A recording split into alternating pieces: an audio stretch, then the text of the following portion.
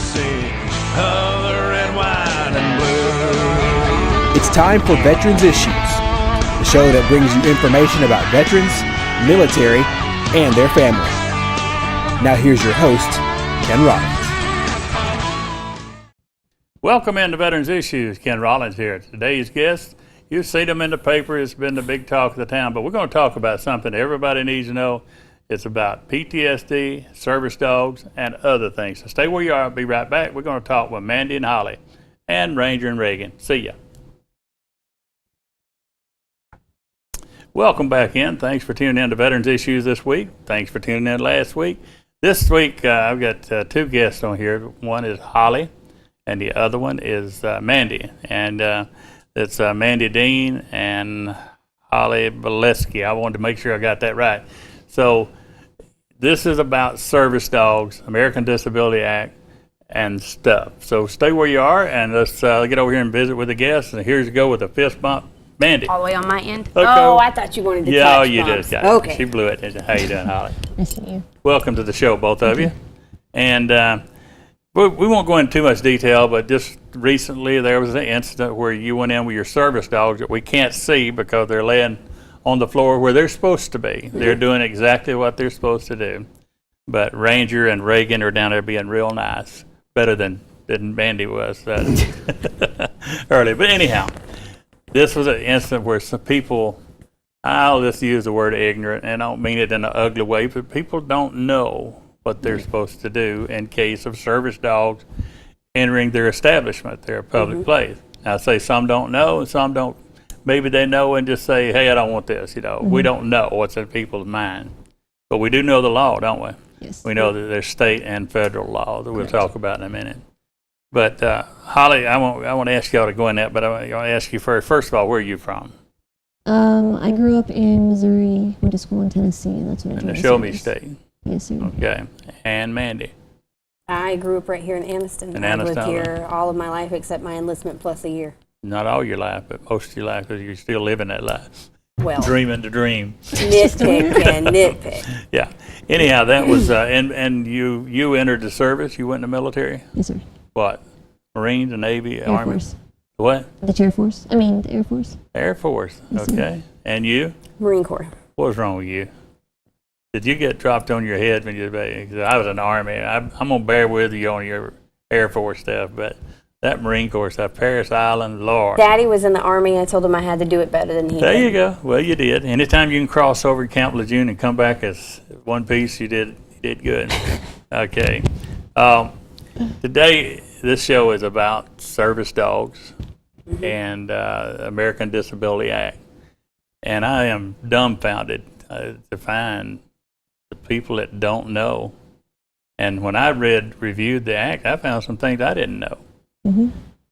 What would you say, and either one of you can answer this, the most misunderstood about a service dog being in an eating establishment? What would you think is the most misunderstood about that? I think it's a health code violation. A what? Health code violation. A health violation? Okay. Yes. Would you agree, Mandi? For the most part, yes. Yeah. Because we grow up saying, get the dog out of the kitchen, don't have the dog in the kitchen, don't have Wash an your hands animal. before dinner, Yeah, the don't whole have an thing. animal around our food. But the American Disability Act says that dog can go anywhere. Yes. Correct. And let me say some of the places I saw that the dog is allowed to go. Excuse me for looking at notes, but I had to pull this down.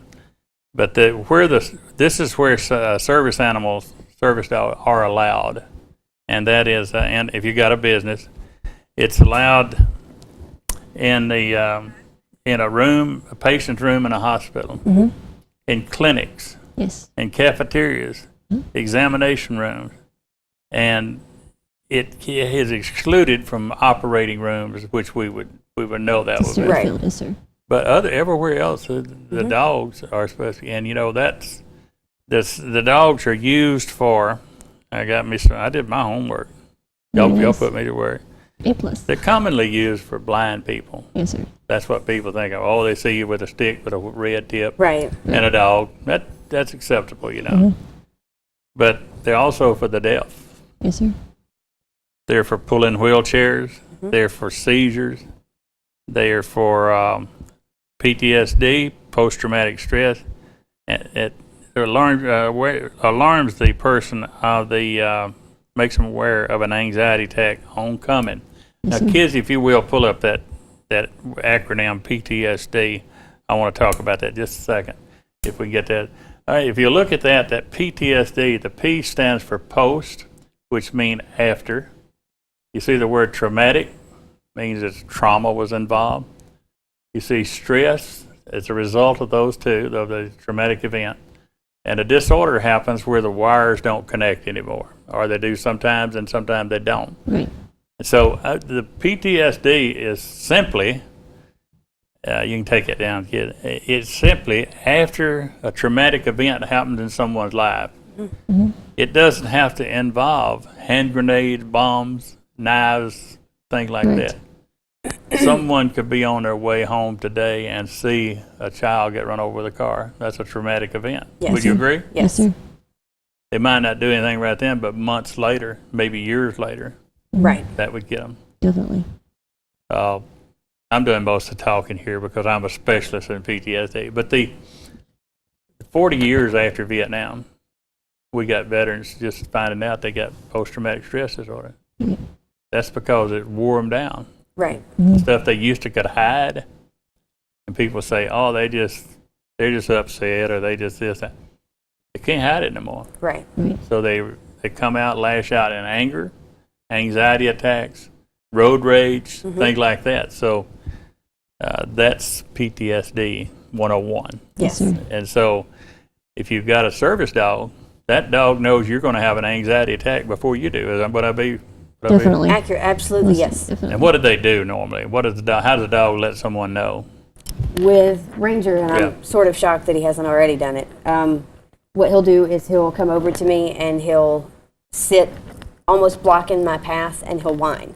And he will continuously whine until I do what we call take a knee. And I just sort of step over to the side, out of the way of things. I lean down and sort of love on him in a minute, and it forces me to calm down and stop whatever the situation was that Distract was you. causing it. Yeah, it's a big distraction, and me loving on him calms him down, it calms me down, and then we carry on about our way.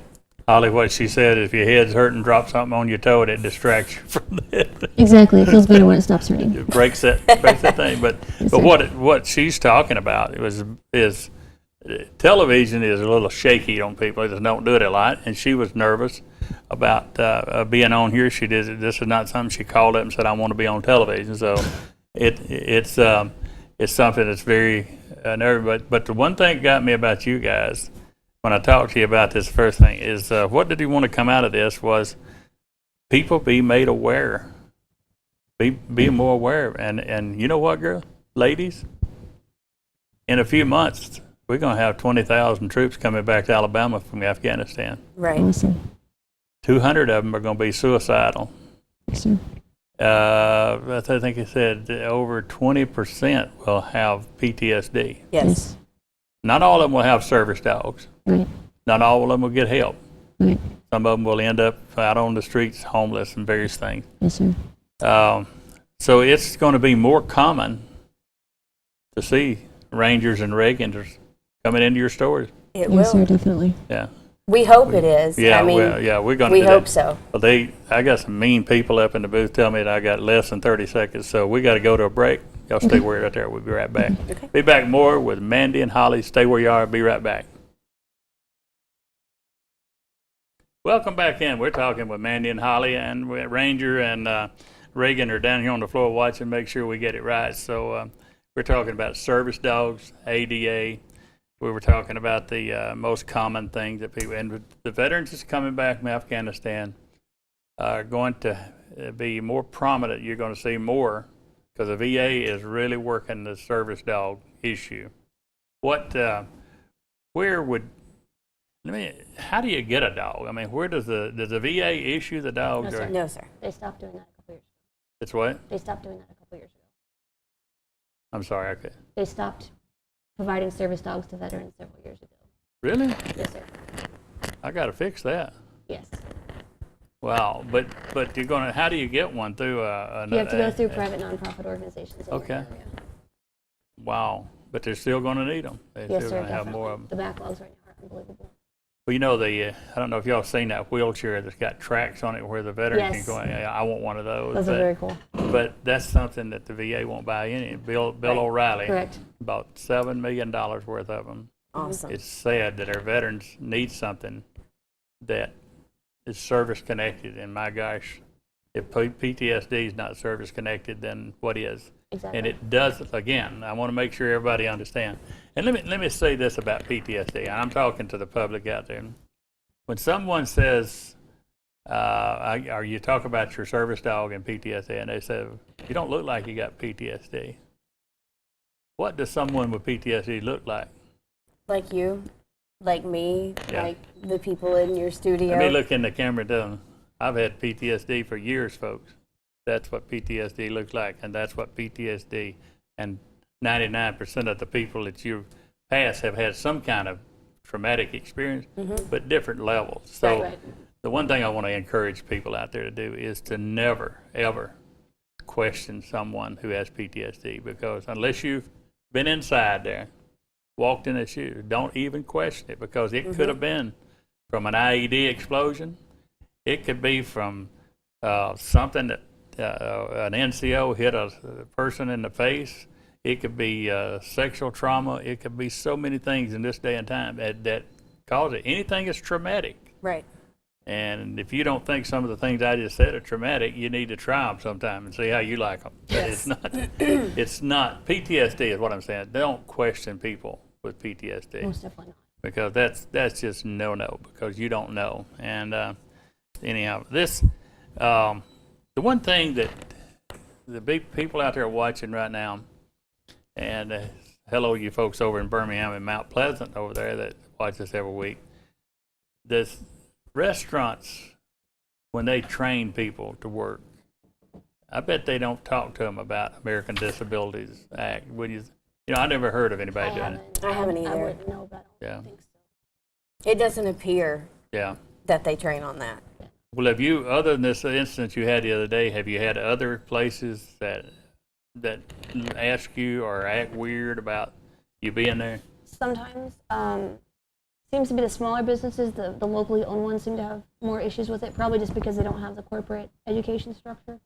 But I've always, it's a service dog, he's allowed to be here, he's trained, ADA, blah, blah, blah. Yeah. And usually they're just like, oh, okay, that makes sense, and they just let me go my way. It's not usually a huge But deal. y'all have experienced other people that question you People about you. challenging, most definitely, yes, all the time. You got, I can't see Ranger or Reagan, but they do have something on identifying them as service dogs. Yes, they wear vests every Okay. time they're out in public. Yes, Okay. sir. That's one of those, duh. Yes, sir. You know, you don't have to be, have a degree in ADA to understand something with a service dog logo on it. And Mandi, if you have to, you have to take a Ranger over there, you're so welcome to do so. Okay, here we go. I can put this on camera one. We'll, or let me go over to, well, okay, I'm on camera one. That's what, that came off a Ranger. Ooh, yep. Oh, don't play. Yeah, that's Ranger's dog, and says he got full access. I mean, that's one of those things and it says service dog and training. What else would someone need? And here's one off of, who is this one? That's Reagan's. This is Reagan. That was Rangers. And Come here. do not pet. This is not, yeah, and that's something, I'm glad you gave me that, Holley, because this was New Horizons is the one that got these dogs for you. Yes, sir. The one thing you do when you see a service dog is don't go up trying to pet the dog, because they're not for pets. They are a mechanism no different than you would go fooling with somebody's wheelchair. You wouldn't grab somebody's walker and start trying to see if you can balance on it. This is a tool that's used to help those people that have a problem. So if you see something that says service dog, automatically look at it like a wheelchair or some kind of an aid for someone that has a problem, not a pet. And we're not talking about pets here today. We're talking about service dogs and American Disability Acts. And remember, also, I got to chastise people. Remember out there, folks, I'm going to go to the camera right here. The violation of ADA, the American Disabilities Act, is a state law. It's also a federal law. I would not want to have an establishment that would not, and pay personnel that did not know what they have to do to accommodate people with service dogs. And the ADA has been very successful over the years in prosecuting people. So this is not to get in here scare you. This is to make you understand about service dogs as best we can. Now, if you go into a business, is it okay for the business to say, "Would you sit over here with your dog?" It's done. That's against the law. There you go. Remember that, folks. You can't do that. And I knew the answer to that because I looked it up, and that's one of the things they can't do is don't take when someone comes to a service dog, say, "Oh, we can't have dogs up in the front area. You'll have to go out in the patio thing." You know, it's just because it's raining, snow falling. You know that you can't do that. There's certain things.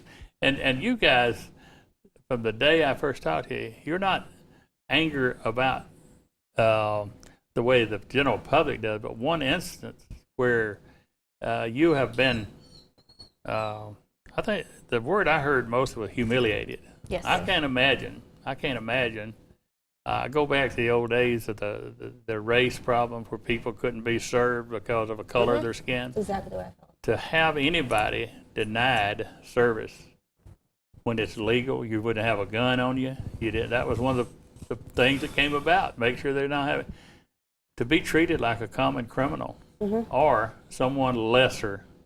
Yes. You know, not appreciative that you might have got this as a result of your service, Right. but someone who is interfering with my business, and it all comes back to that. We're going to have to get past that out there, aren't we? Yes, sir, definitely. Yeah. Is that, we only got a couple minutes left. Is there anything that I'm leaving out that y'all want to put in there? Don't stare at us. Believe me, we're not bringing them with us for attention. Yeah. We don't want to be stared at any more than you would in your wheelchair or with your prosthetic leg. Don't click at the dogs. The best advice is just to act like they're not here. Just ignore their presence altogether. Don't speak to them. Don't make eye contact with them. Just ignore them like they're not even here. Yeah, And we does don't- that sound like that? You're not looking for sympathy. You No. all want to be equal Yes. treatment. I appreciate y'all being on the show, and I hope that people are smarter than they were before they got here today. And fist bump. Look at that. Got that. Oh, thank you, Holley. Thank you very much. Good luck to you guys, and I hope that people will pay attention to what we did here today and incorporate ADA responsibility into your businesses. We'll be right back. I got news that you can use. Stay where you are. Welcome back to Veterans Issues. This is the news that you can use portion, and I appreciate Holley and Mandi coming on today. And I hope you got something out of this because I sure did. And you're going to get used to seeing service dogs out there. You might as well learn as much as you can about them. The Veterans Court is underway. It's being put together by Judge Brenda Stedham. And if you are interested in being a part of that, just let me know, and I'll hook you up with the judge. And there's others in the community that if you think you can be a part of it, the sheriff is involved in it. This is a court where the veteran pleads guilty and then accepts the punishment, but instead of going to be incarcerated, they're allowed to participate in the program, stay with their families, take care of their families, and they don't have any marks on the record. So this is something that's happening all over the state of Alabama. Last I heard, we had 18 counties. I know that St. Clair County is very, very successful, and it's a win-win for the community because there's a lot of money saved that whether you don't have to incarcerate someone. So the Veterans Court thing is if you hear about it and somebody asks you, do you want to be a part of it, say yes, because you'll be blessed by doing that. I still need veterans to drive, or not a veteran, I need people to drive the DAV van from Oxford to Birmingham. It's a volunteer job, and you do not have to be a veteran to do that, but you do have to pass some physical exam and things like that, but it's a very noble job. If you're interested in driving a van, give me a call. My information's on the screen, and just give me a holler, and I'll hook you up with Paul Brulé, and we'll get some more drivers. We're gonna need them for years to come. If you're looking for work and you're a veteran, here's the number to call. This is why I say you need to get that pen. And this call is my friend Sonny Miller, 256-832-0147. Sonny Miller, 832-0147, extension 244. Sonny is the Veterans Representative for the Alabama Employment Office. Last week, my guest was George Truman Waters, a 92-year-old World War II veteran, and he's an ex-prisoner of war. And my phone rang off the hook, my Facebook lit up, and folks want a copy of his book, and they want to meet him. So we're going to have him back here at the studio at the end of this month. You check my Facebook, and I'll let you know what day. We're going to tape on the 27th. But George will be down here, and he'll have his book, and he'll autograph it for you. A 92-year-old ex-prisoner of war. Again, Facebook, if you would like to talk to me about a veteran or someone you'd like to see on the show, send me a friend request on Facebook, and I accept friend requests. So that's a good way to get in touch with me, because I got it with me all the time. I'll pull over on the side of the road and read my Facebook. Now, we're still trying to build the memorials for the law enforcement, Afghanistan, Iraq, and firefighter memorial here in Anniston and Centennial Memorial Park. The way you do that is contribute your tax-deductible donation to the Community Foundation, P.O. Box 1826, Anniston 36202. P.O. Box 1826, Anniston 36202. Community Foundation. Put on the check somewhere, memorials. Let's see what else I got done. Now I got to do something here. I'm going to do this up front. I got the shout outs. The shout outs I've got to do because the people jump on me and they jump on my daughter saying, your daddy didn't give me a shout out. So this week's shout outs go to Marquita down at Dunkin' Donuts. Yes, I love the Dunkin' Donuts. Tracy Hurd at Public. Tracy Hurd, you got your shout out. My IHOP friends, Erica, Michelle, Shoshone, and my dear friend Betty Carr, the ambassador to Anniston. Big shout out to Ashley and Christina down at Home Depot, and Kim also. Big shout out to my babies, Caitlin and Bella Prim. And this week's show goes out to all those who train the service dogs. See you here next week on Veterans Issues. Salute.